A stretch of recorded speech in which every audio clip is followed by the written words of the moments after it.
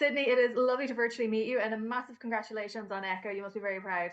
Thank you, thank you. I think you had such a difficult task with trying to mix so many different components together for it. Like you had to try and establish like what Echo was going to be, look at what's come before in Hawkeye, and then also have a little sprinkling of Daredevil on top. So how did you find mixing all of those components together? Yeah, I think it was interesting. Everything first and foremost stems from story, right? Who is Maya Lopez? What does she want? And for me, that the most interesting thing about the character in the series and the show is that she's a villain, right? And so when I saw Hawkeye and saw the character that she was, and then again, in reading the comic books as well, she was the MCU version of Maya Lopez was introduced in the Hawkeye series. The Marvel comic books version of Maya Lopez was introduced in the Daredevil series, right? And so, but for me, the most interesting aspect about the character is that she was a villain. And so, in the conversations with Marvel and talking about that, their response was, "Let's lean into that. Let's see where that goes. Let's go down that rabbit hole and see how far we can go." And so that really dictated everything else, because everything else sort of stems from that. Again, like this is probably a character that is very different, very foreign to both literally and figuratively to a lot of people's experience. But for myself, growing up, I'm Indigenous, I'm American, I grew up on a reservation. She was actually incredibly familiar. And so the chance to bring those two worlds together was incredibly exciting.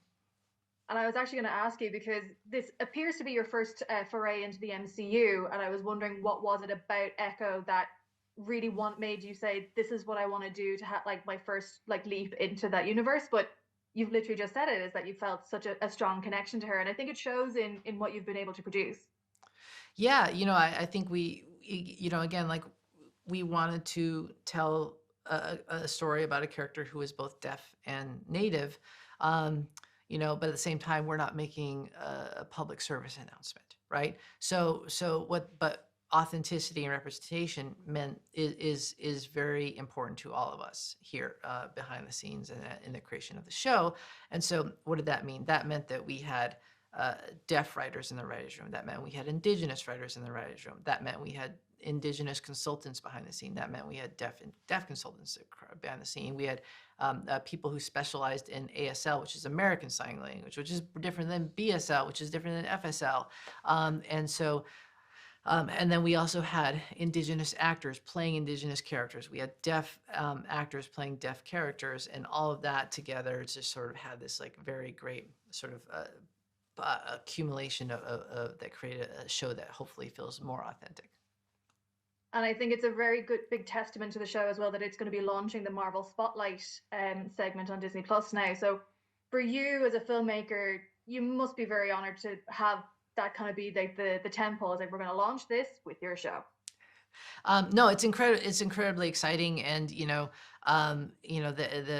spotlight. It's interesting because the spotlight sort of like section. It kind of came about organically through our process because like we always had intended to with this series to firmly plant Maya in the MCU, and for fans of the Marvel universe at large, will see characters they instantly recognize. But at the same time, we didn't want to make it a requirement for audiences to have seen, you have to have seen the entire Infinity Saga and you have to see what happened in WandaVision and Loki season 2 in order to understand what's happening in our show. And so, that was one of the things for us was to firmly plant Maya in the MCU, but then pivot and steer away and explore our own corner of the MCU. But that's great because it's unexplored terrain, which means we kind of get to make it up, and we get to tell our own story. So it was incredibly new, incredibly exciting, and I'm so thrilled that we get to be the first Spotlight show.